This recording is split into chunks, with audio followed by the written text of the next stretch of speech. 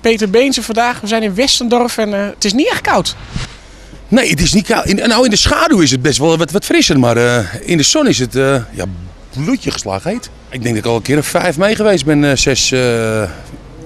5 keer geloof ik wel zo'n beetje.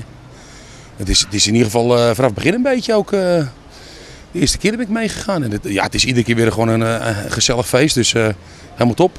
Ik vind het gewoon zo ongedwongen, weet je wel. Je bent ook met een heleboel artiesten en collega's onder elkaar. En je leert elkaar op een andere manier even kennen. En even een babbeltje hier en over andere dingen praten. Als alleen maar onderweg even snel van... hey, hoe is het met jou? Goed, top. Doei.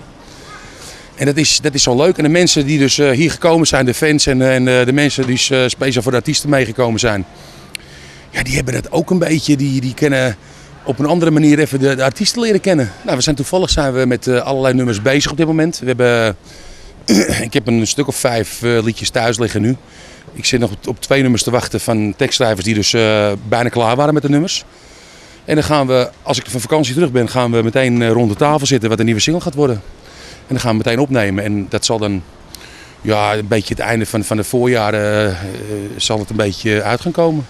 Dus de fans hoeven niet lang meer te wachten? Oh nee, zeker niet. We zijn er heel hard mee bezig op dit moment. Want het is alweer even een tijdje stil geweest. Ik ben met mijn operatie bezig geweest natuurlijk en met andere dingen bezig geweest. En ja, ik voel me weer helemaal up-to-date, dus we gaan er helemaal weer tegenaan. We gaan in eerste instantie gewoon met singles aan de slag.